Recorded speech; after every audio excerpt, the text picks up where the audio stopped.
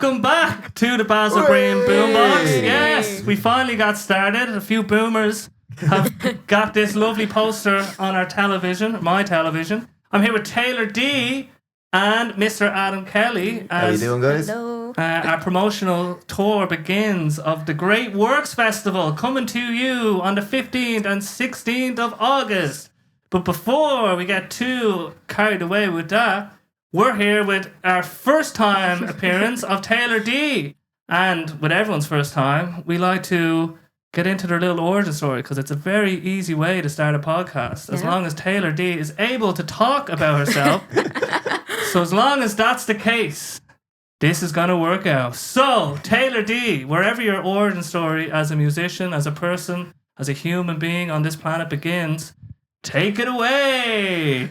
Well, my origin story has a weird way of happening. I remember being a kid and I did everything. I did dancing, I did football, I did drama. I hated every single bit of it. My mum then went, go do swimming.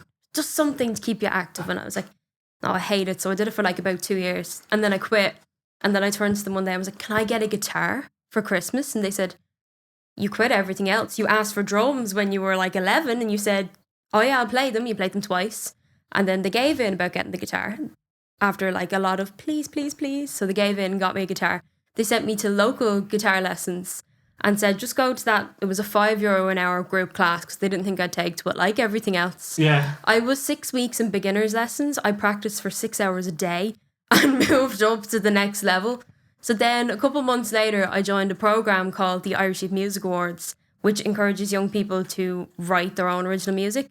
Now, when I went, I was like, yeah, I can't do that. I'm only playing guitar 6 months. How old were you when you did that? I was 12 going on 13. Oh my God. There you go. I picked up a guitar when I was like 24. Yeah. But please keep going.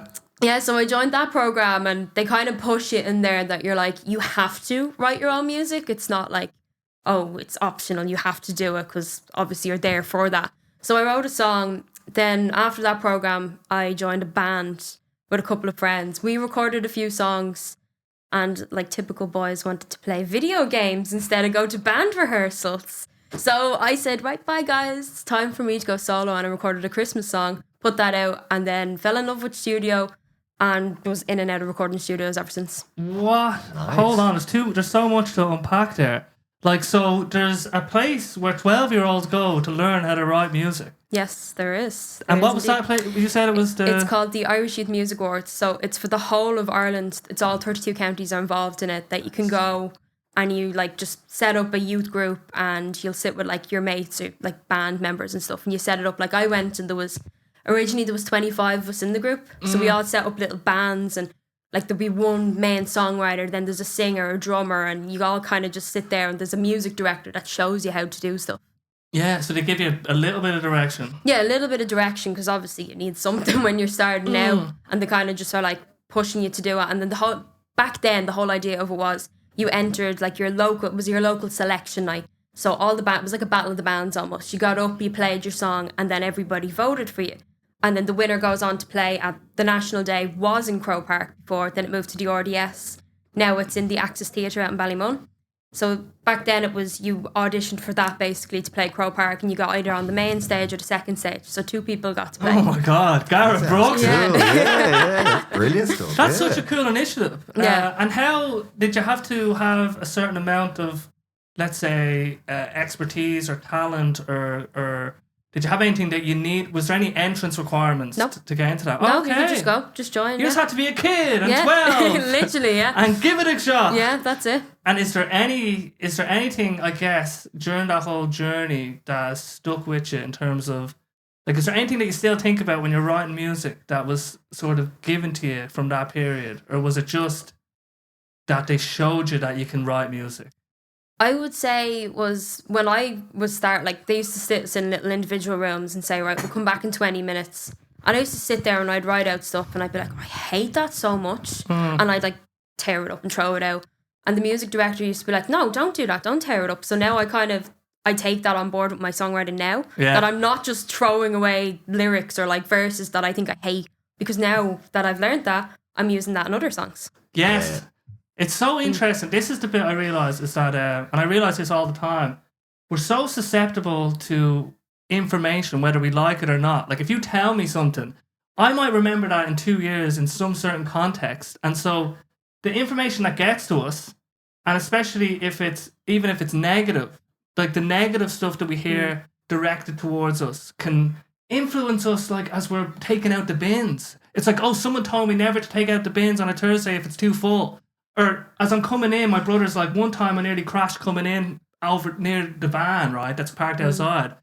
And every time I come in, I hear him say that. Watch out for the bin. Yeah. And I actually can't stop that from happening. You know what I mean? And it's just so interesting. And your life and the tapes in your head are just kind of made up of these little tidbits that kind of will come in and out. And it's great when we have good information. You know what I mean? So that's why I just wanted to do that. And then the Christmas song. Because I've always like it's like a rite of passage. I feel like you want to get that Christmas number one, just to do it, to write a Christmas song feels like just something as a songwriter. It's like a bucket list. You know what I mean? You have to do it. You have to try it. Yeah. If you're what have you tried? Have you just written one Christmas song? No, I've two. You've two. I have two. Yeah. Wow. Do you like it? What one do you like better?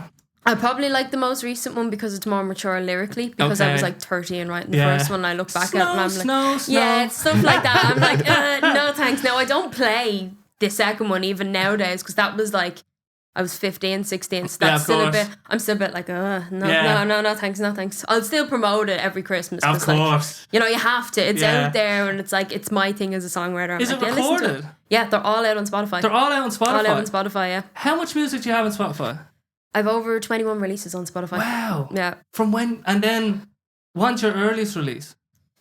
Earliest release was 2019, 2020. Okay. Yeah. Was that part of the Christmas special? That would have been the Christmas ones, yeah. Yeah. Do you have to? I need to check these out. The artwork, is it a Christmas artwork team? Yeah, Christmas artwork. Oh my God. Yeah. There's a whole world waiting for me. Yeah.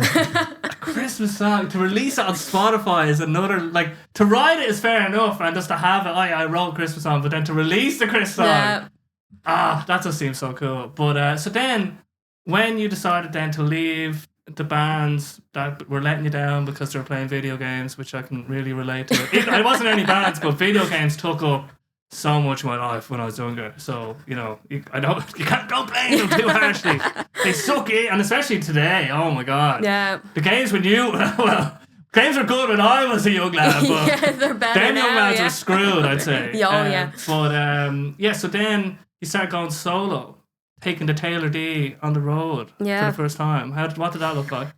It was me, my acoustic guitar, and going to open mics and leaving before 9 o'clock because I wasn't allowed in the venues. Oh, wow. Yeah, that's what it always looked like. So you go down and you'd be signing up and it'd be like, might could start at 8. And I was like, can I have like the first or second slot because like I'm under 18, so I need to leave. Sorry, something weird happened.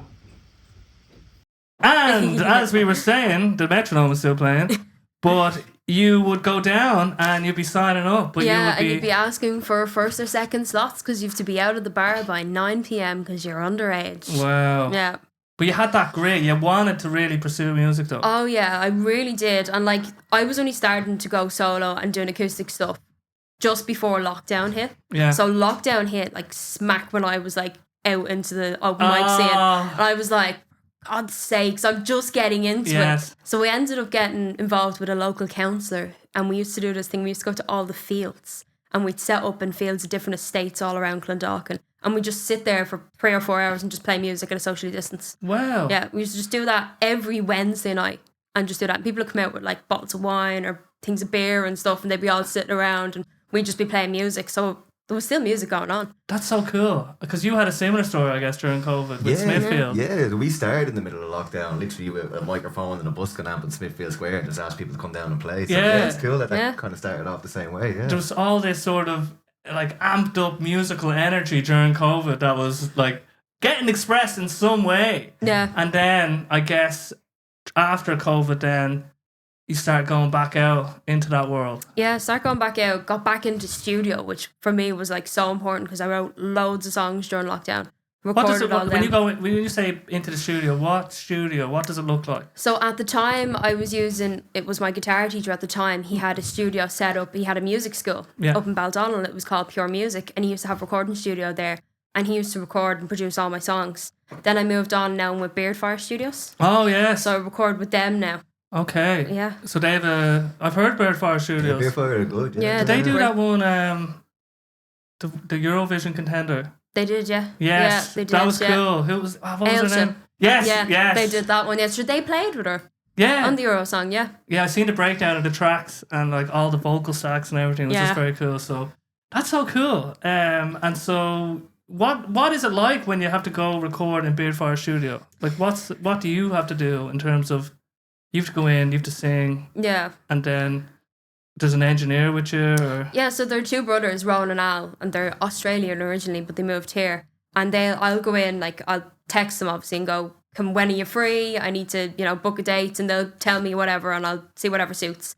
So then they'll go, right, send me on a demo, and I have to go home. And like before I was using like GarageBand, but then my like computer decided one day just not to work anymore, and I couldn't afford to get another one. So I was like, right, so it was like voice memos on my phone. That's what I was using at the time, because I wasn't able to produce, like it just wasn't possible. But then now recently I've invested in a Mac because I had to for college and production in college and stuff. So I'm able to send them on proper demos now. Like it'd be pretty much everything on it, but obviously just Logic, bass, drummers and stuff like that. And I'll send it on to them, and then they'll listen to it. And if they've anything that they think needs to be added or to be removed or stuff like that, they'll just kind of tweak it. Then we go in and record everything live. Okay. And how many elements do you usually add up? Like a vocal, you said drums. Yeah, like the last track I sent them, which would be my new track that's coming out in September. Oh, yes. Coming out in September, yeah. So that had like, I'd say about 60 different tracks on it. The demo, yeah. I had That's a pretty just involved too much demo. ideas. Yeah, way too many ideas, and I was just like, get them down. And with me, I like to write a lot of weird guitar parts that there might be only like 3 or 4 notes, but I always have to put them in because they just add when you have everything produced. It just adds to it a bit. The little bits of ear candy in a way. Yeah, that's it. Yeah. Yeah. So it does add up. Yeah, it does. Yeah, that's so interesting though. Down to the tiniest triangle thing, Yeah. Oh God. I don't want to go down in the rabbit holes with that, but basically, then that's so cool. Then, so you've started to like you can do demos on your own. You send them off, and then they help you realize the demos. Yeah, that's it. Okay, and then also very prolific at like promoting herself. The self promotion from you, Taylor, is absolutely incredible. Like, oh wow, yeah. Like if you follow her on Instagram and just go through the feed, like it's just gig after gig, great promo and stuff like that, and always like helping and sharing other things for other artists as well. It's really cool. Like it's very admirable. Wow. Stuff. Like, yeah, because I guess you've been on this path since you were 12. So. Yeah, a long time. Yeah, but it's so cool. Then how do you think about social media in general? Like, what's your approach if you have an approach? Well, I hate social media, to be honest. I absolutely hate it because, like, even when I was a kid, before I start kind of getting into, like, promoting myself with music, like, just, you'd be scrolling on Instagram and you've people going, oh, look at me, I'm out for coffee. And I'm like, who cares? I actually don't care that you're out for coffee. Or then you'd have, like, friends in school that they'd be putting up, oh, we're out without you and stuff like that. And I used to hate it for that. But then when I got heavily involved with music, it kind of just became my life. Yeah. And then social media was just, like, the most important thing. Like, I went through a period where I'd have a calendar and I'd be like, right, I'm posting this on that day, that on that day, this on that day. And everything was posted. So, like, when I'm out and, like, anywhere, no matter where I am, I'm like, oh, that'd be good for, like, a TikTok, or I can promote a song doing that, or, oh, that's a funny picture. Someone will get, like, a gag out of that if I put it on Instagram. Like, I was out one day for pizza with my friends and I was like, oh, I need to promote my new song that's coming out. And they were like, we're having food. And I was like, yeah, I know, but I'll take a picture of this and put, like, discount on pizza. And put the link, like, caption the link as that, but it's just my pre-save link. Okay, nice. So it's all stuff like that, just to try and add up. Or even, like, band stuff, like, I'm working with the backing band now, so, like, we'll put up stuff with that. Like, we done our headline in Whelan's in April, just gone, and we had, like, so many just, like, epic fails behind the stage, and just stupid things like that, or been put up, or, like, we done Teenage Dirtbag, and our bass player at the time always done the really high-pitched voice, so I put things up like that. Yeah, and he's Mexican too, so, and I remember actually telling you this story when we were playing, we done a feature slot in Board back in December, and he came and he was playing bass with me, and he goes, he texts me the day of and goes, "So Teenage Dirtbag's a person or is it a song?" So whatever you want it to be. I was On like, the day he okay, texts the you that. day, yeah. It was like a couple of hours. I was like, "We're playing this gig tonight," and he was like, "Oh yeah, it's okay. I'll learn it. Yeah. So I texted him back the song, and he just sent me back a voicemail about 3 minutes later, and it was just, "I listened to Iron Maiden." I was like, "Oh my god, That's so funny. yeah." So it's just stuff like that, like Yeah, so as you're moving out through the world, you're looking through a sort of lens of, is this something that can be repurposed, I guess, for social media? So it becomes like less of a chore, maybe. If it's something that you kind of gravitate towards naturally without too much, pain. yeah, You know what I mean? I found, just for me personally, I started, for who I am, the way I'm trying to do it now, it's like, okay, I'm just going to do performance videos just because it aligns with, like, let's say my persona that I'm putting out into the world and my, whatever, like artistic integrity, whatever that is. And if I did the pizza thing, it would feel, that wouldn't be me. That wouldn't be my thing. You know what I mean? Yeah. And I think you have to be, if you're authentic to yourself, then there's no friction, then there's no pain. yeah, that's it. So you have to kind of find your way of doing it in a way. So it sounds like you have kind of, you know what I mean? You're like, oh, you get excited. Yeah, it seems like. I just see something. Yeah, like, and it's cool. yeah, and it's creative. It's random things. Like I was on a bus one day and I seen this guy dressed up as like a shark. And I was just like, someone will get a kick out of that on Instagram or something. So I just put it up on Instagram and like, then all of a sudden there's like 400 likes on the story. Oh, I'm wow. like, what the hell? I don't get that if I'm putting up, oh, here's my song on Spotify, stream it. But people are getting fun out of a shark. No, exactly. That's the world we live in. It's like, if you can leverage that, your sort of creative lens of looking at the world, that will, like, you know what I mean? You'll do better from a sort of, if you want to pursue music and make money and make it financially viable. Yeah. You'll be better off if you're in that world, if you are able to operate in that world. And then just on like, when you're seeing people on Instagram, let's say random people going on coffees, let's say. But if I see my brother going for coffee, that's something I actually want to see. Yeah, it depends on how close they are It's to me. all about the context of who you're seeing. If they're a real close friend, I'm like, the boring stuff I actually want to see. So it's all about, why am I looking at this video of some lad who was like 2 years below me or something, or 2 years above me that I don't know? Like, and I see people sometimes scrolling their own feed, I'm like, do you know that person? It's like, no. It's like, just mute them. Like, you don't have to, it's over. Like, just let go. Like, just... So it's all about, my whole thing is trying to, the stuff I see on Instagram is not good for my brain. My feed starts turning into wrestling content now, and really bad wrestling moves going wrong. Obviously because I keep clicking into it, you know what I mean? Yeah. And so I just feel my relationship with social media isn't like, I know I need to post and everything and I want to post things that I'm proud of, like when I'm singing I get a good take and I mix it and I'm like, I'm actually happy with this. I'm happy to put this out into the world. I feel good about it. But then if I'm looking at other people, especially musicians doing other things, I start getting in my own head, like, why am I doing that? Why am I doing the this? worst thing you can do is compare yourself to others, But I can't. So I actually, like, it sounds terrible, but I just ended up muting everybody on my feed just for my own mental health. So what I do is I only use social media as a promotional tool. Yeah. Like that's it. I'll only go on it if I'm promoting something or sharing something about like a gig or an event or the festival, or else helping others in like the arts industry, like by resharing their post or liking their post or commenting on it. So it's always kind of like either promoting something, someone else, or promoting like a gig that I'm doing. And it's not that I don't generally use social media for personal consumption, if you get me, because you can get too bogged down in it, Oh and especially if you're pursuing it and then you're sitting there and you're say, because like I'm working flat out now, right, in this new job, and like it's high intensity, and then I'm like, oh, I need to be doing stuff in the evenings for my TikToks, and I need to be doing other stuff. But I don't actually. I don't need to be doing anything. You know what I mean?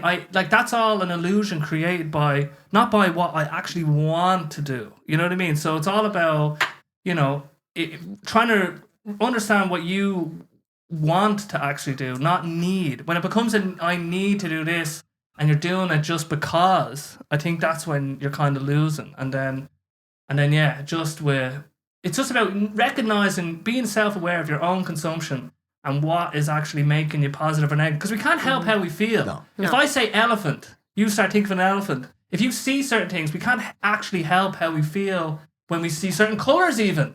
Like our brains like are this just... beautiful poster for the Works Festival. Yes! Which we feel amazing about. So you just have to be the kind of the shepherd of your own mind, I guess. But then, okay, so we've been now recording music and now we're getting into the open mic scene. So when did you first cross paths? Because like I guess Bodhi has burst out of the world after COVID. Yeah, so I went to a garden gig, a secret garden gig in Tallaght, actually. It was held by one of Luke Clerkin's friends, Kieran, and he's a Bowron player, and he's putting on a little gig in his garden. It was really, really cool, and bumped into Taylor there and seen her perform and heard her songs, and was like, wow, this girl's got it. Like, she's really, really amazing. Like, she started off doing like pop songs and stuff like that, really cool, great night hooks.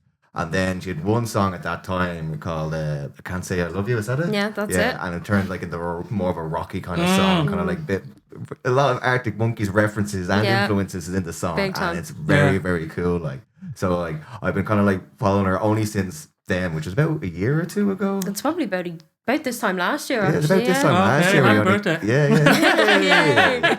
But yeah, like, and we've done a couple of gigs together. She's done the open mic a good few times, and then we did a gig in the Hendrick together, and now we're on. Well, I won't be on stage with her. Taylor will be on stage at the Works Festival. Yeah, so we're like very excited to see that, especially with the full band as well. Full band, yeah. The full band. Yeah. How hard is it to get a full band behind you? Oh, don't get me started. They'll be watching this, so you know what I'm talking about. Yeah. So we started out, right, I booked my headline show in April. Yeah. I went through 3 drummers. I'm on my 3rd bassist. And getting them to rehearsals? Oh my God, don't even get me started. Yeah. It's like a It's nightmare. always drummers and bassists, isn't it? Yeah, you just couldn't get them. Like, we got a drummer. glue, you need. Like the drummer that we have now, I remember him texting me. It was actually the week before that Hendrix gig. And he says to me, oh, I'm after having an accident. They're chopping lumps off my finger. I was like, Oh my that's God. great. We've got a gig in a week. I have an assessment on Monday. Yeah, I was like, you're coming to rehearsals. And I had an assessment on the Monday that he needed to drum for. We had a gig the next week, and then we had wheelings in like 3 or 4 weeks time. wow. So I was just like, nightmare. So we're on to it. It's a new band from what it was at Whelan's, bar me and the drummer. Yeah. And we're smooth sailing so far. Okay. So far. But it's still getting people to rehearsals. It's just like a nightmare to do it. But when you decided, oh, I want to start adding people behind me, like band members, like what was that thought like, and how did you go about actually recruiting members for Taylor D? You know what I mean? Yeah, so I'm in BIM Music College in Dublin. Oh, so yeah, well then. I'm just around loads of musicians, so it's handy. Yeah. But I remember it was actually in November last year, and I was talking to a friend of mine from business class, and I was saying, oh, I'm looking to do a headline show. And he was like, well, I play guitar, so like if you ever need a guitarist, let me know and I'll jump in and play for you. And I was like, yeah, I might take you up on that offer. And then it dawned on me like a few days later, I was like, I've never even heard this guy play guitar before. I don't know if he can actually play guitar. I thought he was a bass player, and he knows. I didn't even know his name. That's how bad it was. We were friends though. We were sitting together for weeks. I didn't know his name. Convinced his name was Jack, and he was bassist. He wasn't. But Jack Black. That's it. He asked me, could he play guitar? And I was like, yeah, okay. And then we had obviously the bass player Bell that was in my class, and he was just the first thing I knew about him was he didn't know his name. He came up to me and goes, I play bass. Told everyone that, and I was like, well, he's in. Yeah. We've 1 sorted. We've 3 more to go. Yeah, it was just, he's Whole in. college to pick from. It's just people that come to you. I play guitar. I play bass. Yeah. That's it, yeah. It was just like, yeah, come to me. And then with the drummer situation, we had one drummer, but then he had other commitments. Then we had another one, he had other commitments. Then by fluke, we ended up with the drummer that we have. I remember I was talking to a friend, and we weren't long off to the Whelan's gig, and I was like, I don't have a drummer. Like, it's just kind of a nightmare. And my friend was like, I'll stick it up on the BIM WhatsApp group. And then one of the other guys that I know was sitting in front of me and goes, he's a drummer. Do you want him? And I was like, you're a drummer? And he was like, yeah. And he goes, I work in Whelan's. I was like, okay, come join us. Come join us. Yeah. And he joined, like, I didn't know him beforehand. And then it turned out that there was beef between him and the bassist. Oh, I love this. Yeah, it was a You need a bit drama. of lore. Yeah. There's bit of always some drama. sort of domestic Yeah. somewhere. You know? You always, can't avoid always, it. yeah. But it seems to be going okay now. Yeah, we're going really well. Now we've a jam-packed summer now full of gigs. Yeah. So That's so We're cool. happy out with Which it. gig are you looking forward to the most, Greg? The Works Festival, of course. Oh yes, the works where you'll be doing the works, I guess. As Yes, in, we it'll be will. the full works. Is Yeah, that, yeah, is that yeah. okay? Yeah. Does that So, make yeah. sense? Yeah. Taylor will be on the main stage on the Friday of the works. So, Oh, wow. yeah. So, What are the stage names? so we have the main stage, Yeah, of course. which is called the main stage. Yeah. Which is And then the other self-explanatory. stage. And the other stage is called Songs and Stanzas. So Yes. that's where we have a mixture of like Poetry, music. singer-songwriters and poets. I think we've got a couple of bands on it. I think one of the bands on it is Wizard Fruit coming up from Oh, Wexford. wow. Yeah, they're incredible. Like the two brothers, Oisin Yeah. and Sean. And then we also have Neve, who's an incredible pianist. We've Keenan Flannery as well. He's going to be headlining the Saturday on the Songs and Stanza stage. Oh, wow. With the Vagabond Queen headlining the Friday on the Songs and Stanza stage. Mm. Yeah, and Taylor D is on the Friday on the main stage, and the Oh, Friday is wow. headlined by Chief Keegan, which is Jesus. like instrumental jazz funk, which is really, really, really cool. Oh Like, my These God. guys have been going international gigs, like they did a lot, like all around Europe and America and stuff like that. So they're really, really strong. Jeez, the Friday is kicking off. Yeah, and then we've got Don't Mind That. Oh yeah, those are they lads? playing on a Friday? No, they're headlining the Saturday. Ah, okay. So They're those- class. They're absolutely amazing. Yeah, they've got a gig in Whelan's just before, or sorry, not the Whelan's, in Workman's just Yeah. before. So hopefully, like, we'll get half of that crowd coming down and spreading the word because like it's going to be an amazing weekend over at the Works Festival. Like, That's amazing. Yeah, like it's a completely indoor festival, so you don't need any wellies or rain gear or anything like that. Like, and you've got like 2 stages. We've got an arts market this year. We tried it out the first year, it went very well. And we brought the market back this year. So there's an area there you can pick up crafts and stuff like that. There's going to be a place to chill out and hang out. And so it all kicks off both days at 4 p.m. On the Four- 15th and On the 16th 15th of and August. 16th. So it's 4 p.m. to 1 a.m. Yes. And like tickets for one day start from €15. Like if you're an artist or unemployed or a student, you can get like a discounted tickets. Like so it'd be €15 for the one day or €20 for the weekend. Yeah. But if you want to pay the full price, it's €20 for a day and €30 for the weekend, which is pretty good since like there's 32 acts Yeah. over the course of the weekend. You got the full market. We also have the Slim and Light podcast, who are like an arts-based podcast. They do a lot about local film, media, comedians, and musicians and stuff like that. They're very cool. We also have a Kaylee this year. Oh wow. Yeah. So Kaylee, a bit of Irish dancing, kind of like collaborative dancing. So you're in little groups and you kind of dance together. I'm in. So like we've got a band there that are gonna play all the trad music, and then we'll have like the caller who will like instruct you how to dance Yes. and bring you all involved and stuff like that. That'd be so like cool. you come down early, get your dancing shoes on, you'll be part of the Kaylee doing a Strocto tree, a Mockto tree, which is mean in 1, 2, 3 and out 1, 2, 3 for those that don't have the Cooper Yeah. Fuckle. But I have a more couplet now. yeah. But yeah, really looking forward to that. But like, yeah, the lineup this year at the festival, I think it's the strongest lineup we've had over the past couple of years. Like, we're in our 3rd year now. We're kind of finding our feet Yes. at the moment. Like, Third year, and it's the first time doing it 2 days. first time doing 2 days. Yeah, like we started off doing 1 day, and we opened the doors at like 12, like midday, and spread it on. But it was a very long day for everybody to come down and stuff like that. So it's like, wait, we could split this between 2 days, started later on in the afternoon, early evening kind Yeah. of thing. That way, like, people have time to relax in the day, and then, like, when they finish work on the Friday or come on down straight away, like, and Saturday as well. So it's 2 days, like, so 4 o'clock to 1 a.m., half Yeah. 1 kind of thing. Like, there's going to be food trucks outside, and it's amazing. And if you check out the National Transport Authority's website, go to events on their page, they'll give you all the best ways of getting there, because we're trying to be like eco-friendly, because there's not a lot of car parking spaces, but there's loads of public transport right beside Okay. it. So like,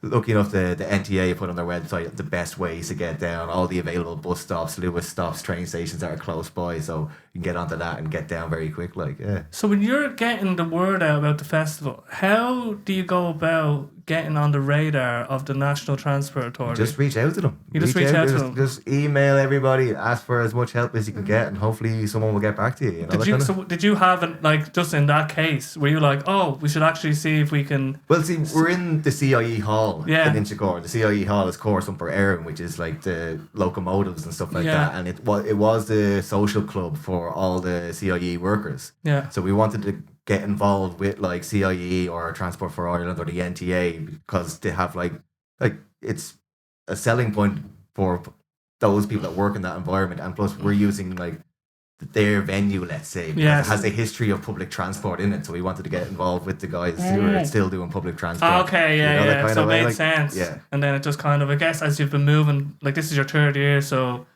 you probably have a more refined checklist of things that you need to do. Oh yeah, checklist and the work gets longer and longer every year. Yeah. Oh, don't need that. Shouldn't have done that. Yeah. Will do that. We learn every year. We learn something new about what we can do for the next year. Yeah. So this year we learned like, okay, spread it over 2 days or 2 shorter days and stuff like that, and give people the option of like buying a day ticket or a weekend ticket and stuff like that. Yeah. And then we've added like concession prices for artists, unemployed, and students and Yes. stuff like that, because like. It is a cheap festival, but everybody's struggling financially. I know. Like, I don't think I know anybody who's not struggling Yeah. financially, like, even if they have full-time jobs and second or third incomes coming on. It's very tough. Yes. So what we're trying to do is make it accessible for anyone to get down, and all the money that comes through goes directly to the festival, paying the artists. Every single act in the works get paid. The sound and lights team get paid. Like the food trucks get paid. The artists, everybody gets paid. Yeah. So it's basically a non-profit festival, Yeah. because all the money that comes into it goes directly out to it. So like we're very proud of that. Like, you know. Yeah, and that's your driving ethos. Yeah, I that's mean, the whole thing behind it. Like the whole behind Smithfield Creatives and the Works Festival in general is promoting grassroots musicians, because Yeah. it's not about the people who have record deals or who've been signed or are huge artists. Like there's not enough support for grassroots artists, people starting off. So the open mic is a great way of getting comfortable on stage and trying out songs and stuff like that, and then getting a gig. And then this festival kind of celebrates the people that have come through open mic nights, have put the graft in, but are on the cusp of something, Yes. but just want to have that festival experience, course. you know. And plus it's great to support like these local artists, because like the talent involved is unreal this Yeah. year. Like it's an amazing, like I am excited just for it to start. I can't wait for it to start Yes. and get down. Like it's going to be an amazing day, like, or Yeah. amazing 2 days. So, yeah, so there's so much I want to get into there, and just in terms of like when people pursue music or the arts or anything where there's a massive payoff if you win the lottery, people just assume that that's the only way to win. Yeah. But actually participating in art while you were alive, like when I get to the end of my life, I'll just be like, I participated in that dance. I actually went out, played songs, made songs, and like little festivals, Did you all have this fun? stuff. I had great time. That's what and it's I'm all still having a about. great time. I'm not ready to go yet. But like that's the thing, it's all about having fun. That's what art is for. It's about being fun, letting yourself loose, being Yes. creative. Like this is my view. Like I don't want to be famous or anything like that. I don't want to have my name in lights. But I do love art. I Yes. do love participating in art. I love going to gigs, and I want people to have that experience Yeah. as well of enjoying themselves, relaxing, forgetting about their work, forgetting about trying to pay rent and stuff like that, just going out for a good time. Yes. And we create a vibe at the Works Festival that is just a fun atmosphere to be in. Like the people are amazing that come down, the artists are amazing. And then after the artists are done their set, like they're going to be floating around the festival. So if you see like a cool band Yeah. or a cool poet or something like that, you probably end up chatting to them afterwards, you know, Yes. like on a way which you wouldn't get in like the larger festivals and stuff like that. Yeah. And it's a great way of just connecting with other musicians, other poets and other spoken word artists. Like it's a really good thing. Like I love doing it. Like it's Yeah. the thing that keeps me going every week, you know. Even when I'm struggling to pay my own rent, it's like, well, at least I can have a great weekend at the Works Festival, or at least I can have a great time at the open mic, you know, that kind of way. Like It's such a great thing to have just, I don't know, pursued during your life. I think it's just it's so difficult, and there's in hard times, I'd say the art suffers in, you know, especially the way we value art. I don't know if you heard that song, everything is free now, that's what they say. So it was a song, but Father John Misty did it at a Spotify event, like as a kind of, it's just funny, but it's about like this artist, I forget who it was who originally wrote it, but just like thinking about the fact that everyone's just saying the music is free now, but I'm gonna do it anyway. You know what I Exactly. mean? And so it's just difficult, especially with AI now, and the fact that the Velvet Sundown, yeah, that band, yeah. no, but the whole thing with it, and people think music's so, like, to produce a song, to do all this stuff, it is very difficult. And Yeah, it's just the huge amount of work goes into creating one song. Yeah. Never mind like a half hour, 40 Yeah. minute slot. Like so, like the artists that come down, they put like time, Yeah. energy, spent huge amount of money Yeah. just creating the art through like rehearsal spaces or just transport or going into the studio. And these all occur costs. So the Works Festival is going to help them at least like alleviate some of those costs by like getting like the more money the festival makes, the more money the artists make on the day. Yes. So we have like a base rate for every single artist, and then like if the ticket sales and stuff like that goes up, that base rate goes up as well. course. So like the more people that come down and help promote or help just have a good time, the more these artists are going to get in their pocket at the end of the day. Like Yes, and it's a celebration of the pursuit of art as well. Like it's just like, okay, we're gonna put on a festival, we're gonna get actual artists on it, but just for the sake as well, but just because art, we want to put it on a bit of a pedestal because it gives you so much. I can't even express. Like I'm listening to Brian Wilson, like you know your man for the Beach Boys. yeah, He released an album in 2004, like it's Smile, but he never finished Smiley Smile with the Beach Boys, and then he like I don't know, like 40 years later, he finally finished Smile. that's And it. like There's no time limit on art. that's You what know I'm that? saying. Yeah. But and the way that makes me feel, and like what's his name, Suffragan Stevens, I forget his name. Anyway, you know, but oh my god. Anyway, but there's so much art and there's so much that it gives you, and it's like as a society, this is a way of just paying and like homage to art as well. Yeah. And like, Yeah. there's something for everybody at the Works Festival because like we've picked like an eclectic mix of genres. Like we got like some jazz funk. We've got like some What's happening there? singer songwriters. Sorry, that video's just playing out of nowhere. Yes, please keep going. We have some. Yeah, we've got like an eclectic mix of acts. Like we've got like some jazz funk. We've got Ray, who's like this ethereal kind of like pixie dream kind of stuff. Like Yeah. absolutely amazing. Left Iris, who are kind of like shoegaze synth pop kind of stuff. With Girl Boy, who are like an amazing kind of like synth wave, like gender neutral kind of like promo, and they're fucking fun as fuck, man. Like, Wow. you're absolutely amazing. Natalie Moran, pop star sensation. Taylor D is going a bit rocky now. Yeah. We got Dead Manifest for the metalheads as well. We've got like Annie and the Witness. D Fitz is playing like, yeah, she's incredible. Vagabond Queen. We got Chandrika, incredible poet. Jimbo Dillon. We've had Yes. him on the Yeah. past. Phil Kenny. And then Dopamine. Dopamine are these guys that just did their leave insert, I think. Well, half of them did it last year, and the other half did it this year. So they're fresh out of school, Wow. and they're already on the festival circuit. Like Wow. already, they're incredible musicians. So like they're high energy young lads Yeah. playing some proper rock tunes. We also got Owen Kenny, who's like if you check out Owen Kenny, man, you just fall in love with Ireland itself. Like he has songs about his friends emigrating and stuff like that. He's like, well, I kind of like it here in Ireland. So he's like, well, maybe this life is grand. And he's got a song about that, and it's beautiful. So like, there is something for everybody this year. So it doesn't matter what kind of music or what kind of poetry you're into. Like, you'll find someone that Yeah. you'll get into. Like, you know, you'll have a bop, you'll have a dance, Yeah. and you'll take it all back and go, shit, yeah, that was pretty good. Yeah. What I found is that when I started going to the open mic scene to, let's say, perform, I didn't realize there was a scene like to even see. And I was like, there's loads of musicians out here. There's loads of people singing. There's loads of people doing poetry.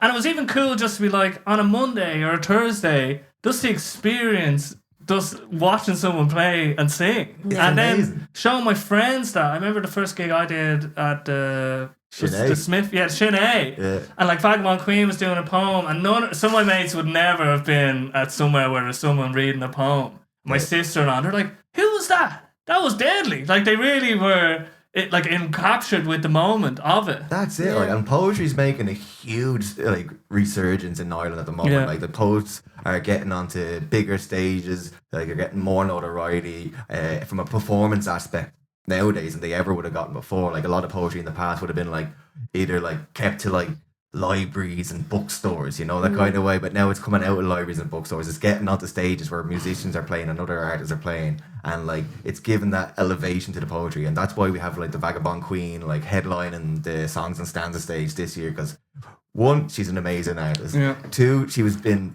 requested by the locals 2 years in a row to come back to the festival, which is Wow. always a good sign. Yeah. And and she's travelled across Europe with her poetry and stuff like that. And like as you said, she was at your gig, and people kind of go, "Oh wait, I would have never gone to a poetry gig." But now seeing this on a stage and actually hearing it and listening to like the thought process and the words and like the sentiment that comes out of these people, like, and like what they've gone through in their lives. It's like with poetry, like it's can be cathartic, not just for the performer on stage, but the people listening. Yes. Because like you can relate so much to what other people have gone through, their struggles or their successes and stuff like Yeah. that. And it's a great way of connecting with people, like the way you'd connect through like with people through a song. Like you look when you hear a song, it's like, oh yeah, I feel that I'm not alone anymore. And poetry does that, but just in a more direct way. It kind of speaks to your soul. Yes. You know, so that's why I love poetry when it comes to that. And like that's why we focus like not just on a music festival. We have like the spoken word element as well, you know.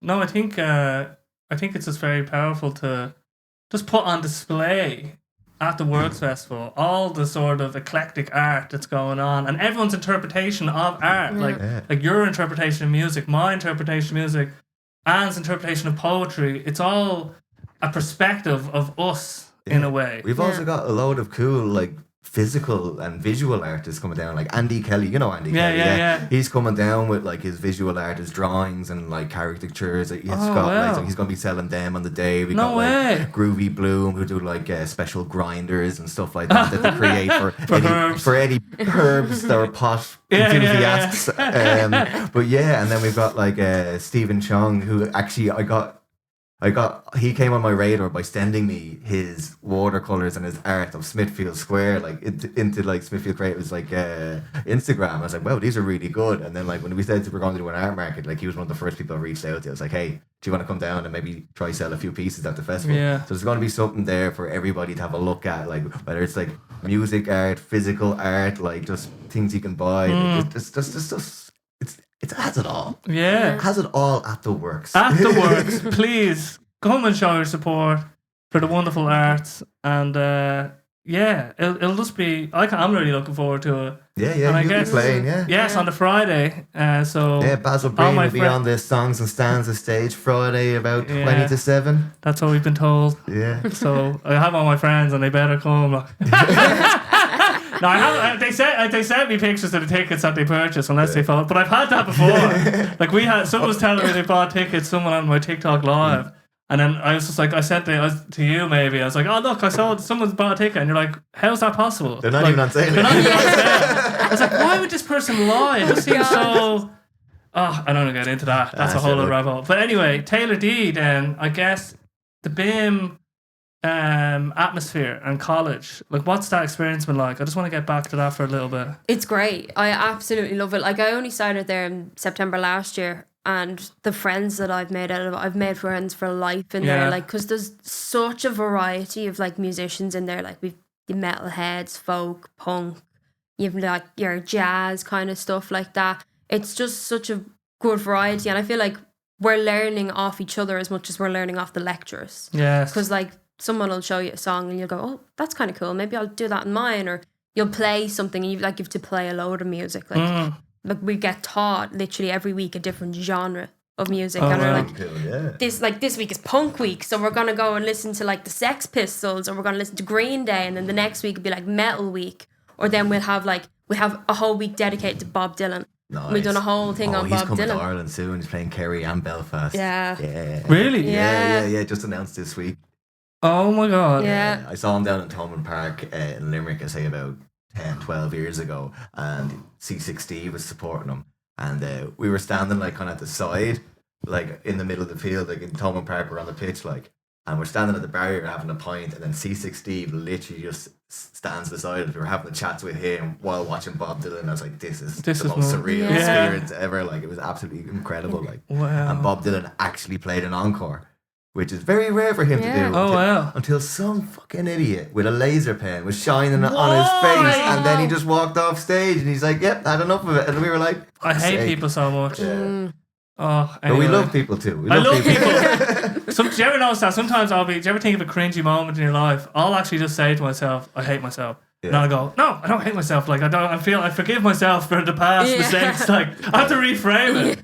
And for a while, I just have this trigger where if I thought of something real embarrassing that I did, I just go like that. And I just like that needs to stop. But yeah, so just because on the BIM side, a big part of, I guess, like the college experience, like the best part of it is the sort of shared soup of other like-minded individuals, like the filter that you all went through and sort of self-selected for in BIM and being surrounded by people, that's something I don't think you can replicate in, let's say, online forms of education. So, like, to actually have that college experience and be surrounded with the people and friends for life, it just seems like it's like Tinder for your interests, college. You know what I mean? Yeah. Like, you're just being thrown into a soup of, why'd you come here? I love music. I love music too. Yeah, that's it. Like, we're all like, if there's someone doing a gig on a Friday night, it's like, right, we're at the gig. Yeah. Or if it's like, there's a gig on Wednesday, like, we might not even know the people, but we'd be like, oh, we want to go out. Oh, there's a gig on. We'll go to that. And it's always gigs. We always go and try and support as much as we possibly can. Cool. Yeah, my social life is just gigs. It's always mine. Yeah, just gigs. Like, what we do tonight? Well, this gig is on. This gig is on. It's like, okay, let's go. So my friends are kind of like, oh, Adam, where are you bringing us this week? It's like, okay, we're going to this one. We're going to that one. Yeah. So, like, And I'm just because on that point, then it's like with pursuing music and like going to BIM and getting the band, like you should give. I know you're giving it a good start, but give it a good whack. You know what I mean? See how far you can go with it. Like, why not? I'm not. Like, got pretty fair already. I was just looking at your Spotify last week. It's 500,000 listens on one of the songs. That's pretty impressive. Yeah, they're flying up at the moment. I've been very lucky in the last, I'd say, even year. Just like with the stuff that's happened, like I released the song "Born to Love You," which was like part of my launch party that I had in Whelan's, and that got to #1 on the iTunes charts. I remember being out at a party. It was a studio party actually, and I was there, and someone said, "Your song is at number 14, by the way." It's like, "No, it's not." And they were like, "No, it is." And they handed it to me. I was like, "What the hell?" And I got up the next morning, and we had been gigging the night before, and then I had that, and then I got up the next morning, I couldn't even talk. I'd lost my voice completely. And I seen the thing was at #1, and I actually screamed. Like, I couldn't speak, but I could scream. And I remember being like, I need to put up like a video or something, being like, "Thanks for like buying the single, guys." And I couldn't talk in it, but that ended up happening. Then Whelan's, like, when I put that on sale, I was like, right, I'll sell 50 tickets, covers costs, happy days. We sold out on the night. Like, it came to it. I remember like talking to the lads. Taylor, who am I talking to? Like, we had 20 tickets sold. No joke. Gotta do your research, boss. Yeah, 20 tickets sold for weeks, and I remember being like, "Oh God, I can't do it, and the stress of it." And then we got in sound check, and we were told like, "Yeah, there's like 90 tickets gone. Like, there's only like whatever 15, 20 left," and we were like, "Whoa!" And then just loads of people came in from the door that night, and I was like, "Wow!" And they were like, "You sold it out." Like, we had to actually refuse people because we were over capacity. So there's just been like the last year has just been insane with it. And what do you? Let's focus on Spotify, because what would you attribute your success, or even on the iTunes charts? Like, how does one go about? Obviously, you need the music. Like, you know what I mean? Like, I think a big part of this is like music is subjective, right? We all have different tastes and everything, but like, good song is a good song. You need like, and that's a part of it. Like, that's the part I think when you see people talk about like promoting yourself and everything. If you don't have the good raw materials, it's like there's no point in going with it. You know what I mean? Like, that's a massive part of it. It's the biggest part. You gotta have something to promote. Yeah, exactly. Yeah, and it has to be of a certain quality in the zeitgeist as well. If you wanna get 500,000 things on Spotify, you know, if you're gonna just make an instrumental song of me just tapping on a table, it's not gonna have the same resonance with the culture. Like, that's just the way it is, which is fine. If I enjoy that, I can pursue that for that's own sake. But it's good that when you are pursuing it, because you want to do like gigs and everything else. Like, it's not if you could produce gigs every week and financially support yourself, wouldn't that be a great life? Why wouldn't you want that life? It's not like. So I think when we were talking about before, I just hope you know that, like, I'm not anti-success. I'd love success. Like, as in, if I could just stick on my stream thing, play a bit, sing a bit, and not have to do my other job, that'd be fucking great. Like, you know what I mean? That's a life we're all thriving for, you know? So it's like, if you can even pursue it in like, if you can make it somewhat financially viable, like in a way that like you can pursue it more, like, you gotta go for it. You know what I mean? Yeah.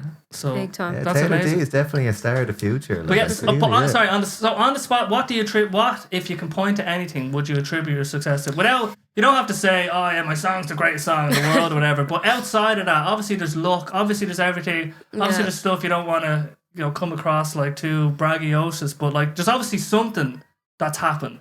It's a lot of hard work. Like, I Yes. remember 2 years ago, I was on an interview with a guy in Australia, actually. It was a radio show in Australia. And it was like about 3 or 4 days after Christmas, and we weren't even into the new year. So it's nearly 3 years ago now at this stage. And he was saying to me, so what's the plans for this year? And I was just thinking, he was like, would you drop an album or an EP? And I was like, well, I like the sounds of an EP. And I just went, yeah, I'm going to do an EP. And then I got off and was like, what, I'm going to do an EP? Oh, now I have to do it because everybody's seen it. And I ended up writing a load of songs, went into studio, recorded the EP, and had it out and all by the September. And I remember putting that out, and I dropped them all as singles, dropped loads of teasers for them, done a gig with it. And I just promoted it as much as I could, like stupid TikToks, walking along, singing the song, or just like emailing radio stations, constantly been like, can you play my song? Can you play my song? They'd play it, I'd get a bit of airplay off them and stuff like that. And then every radio station in the country picked it up. Wow. And then they all started playing it. Then that EP got to number 11 on the charts, which was like, whoa, this was like a stupid idea that I had one day that I was going to do, but then obviously had to commit to doing it because I said I'd do it. So I done that and just kept promoting it as much as I can. Then I took the genre shift. I went from like, if you listen to my earlier stuff, it's complete synth pop. There's very little like, live drums, like guitar and stuff like that. Then I done Can't Say I Love You. I went to see Arctic Monkeys. They played in Dublin. And I went to see them and I was like, I love this music. Why am I not doing this? Why am I doing the Taylor Swift thing? Like, I love Taylor Swift, loved Ed Sheeran, loved all that. But I was like, I love this stuff too. Yeah. So I went home that night. It was about 12 o'clock at night. I was playing electric guitar and, shouldn't been because everybody was trying to go to sleep, and had this idea. It was just like, I can't say I love you because that's just something we don't do. That was the line I had.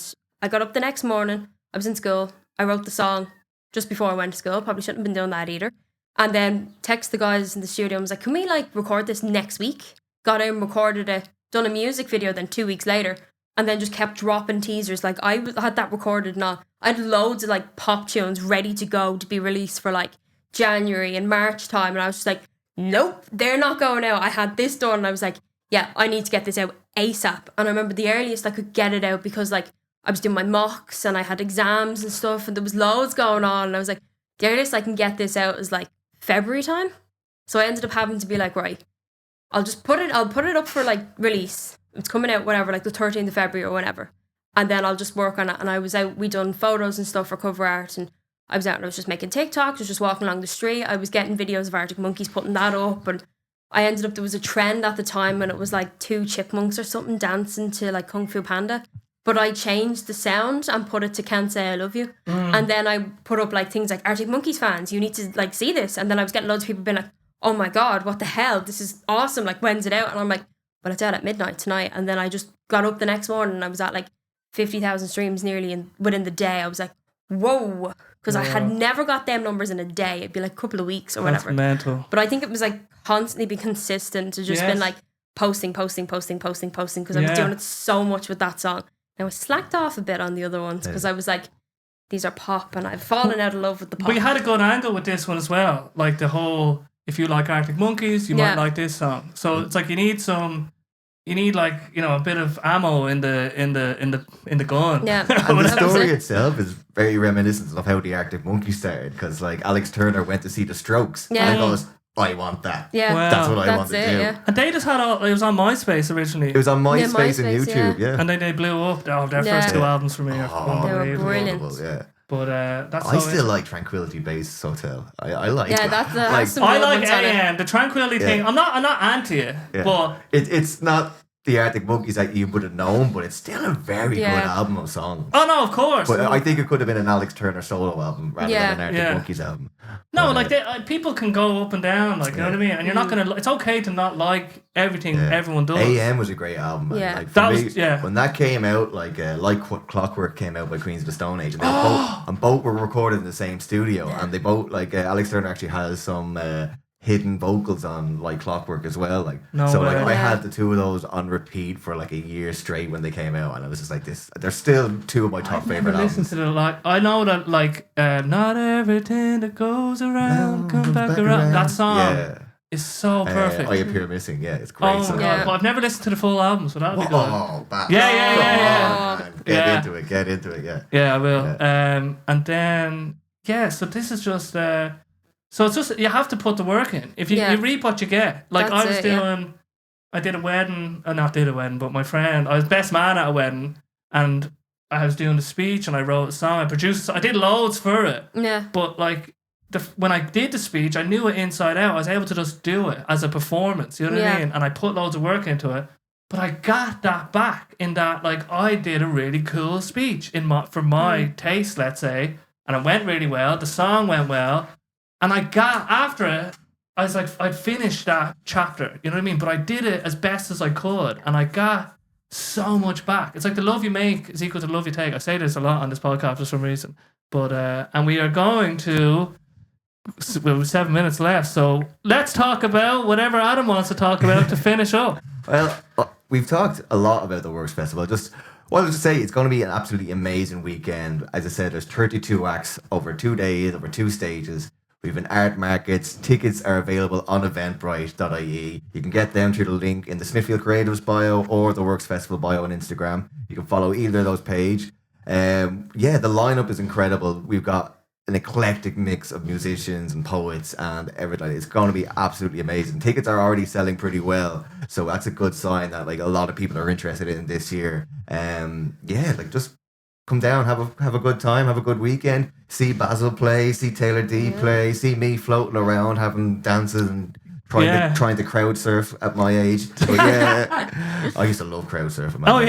Oh man, I lost 2 shoes at one gig, 1 shoe at separate occasions, we're in when the point was being refurbished into the Tree Arena, and they had the marquee in the park. So I went up crowd surfing, some guy robbed my shoe, grand, came back down and had 1 shoe, then went up again, the other shoe was taken. Oh my god. So I had no shoes, and then we decided to leave the park and go into town for pints. So I walked from the park all the way to the Mez and Temple Bar with no shoes, just so we can see more music. It was great. Oh my god. Crowd surfing, I seen like Lady Gaga crowd surfing, I'm just like, the amount of people trying to do things with their hands to her would just be outrageous. Like it just makes it freaks me out. Like a girl doing crowd surfing, I'm like, oh, there's so many it's very men out there.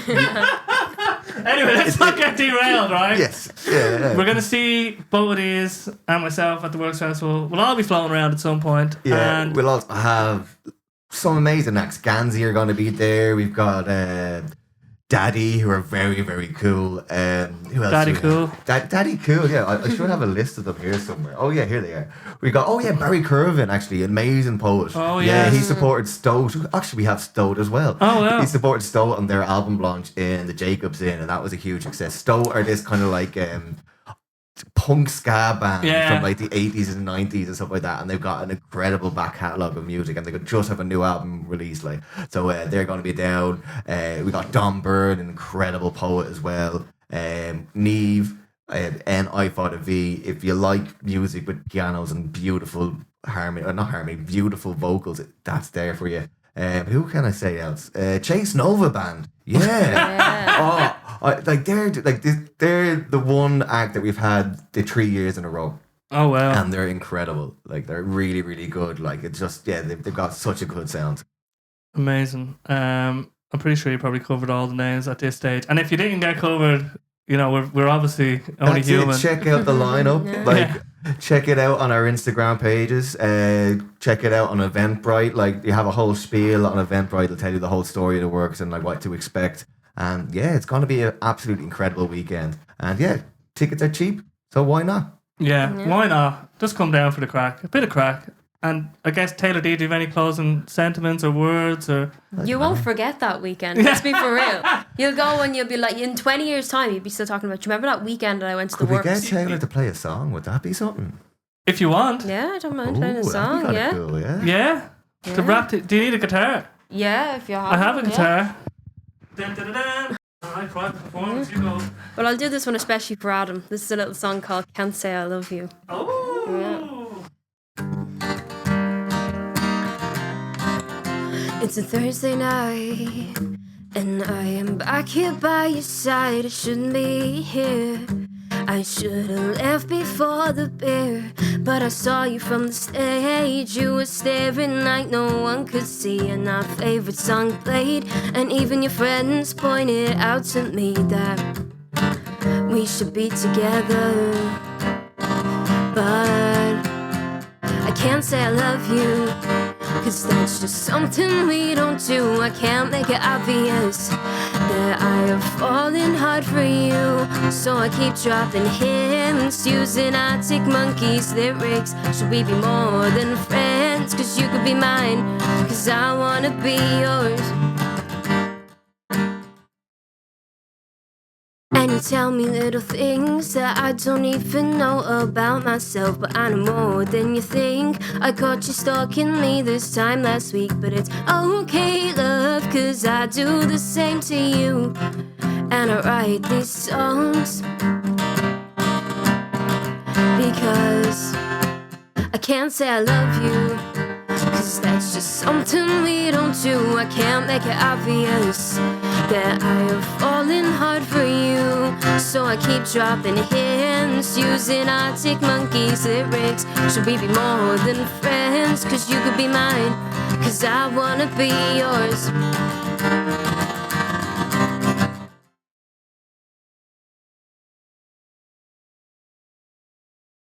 I can't say I love you, 'cause that's just something we don't do. I can't make it obvious that I have fallen hard for you, so I keep dropping hints using Arctic Monkeys lyrics. Should we be more than friends? 'Cause you could be mine, 'cause I wanna be yours.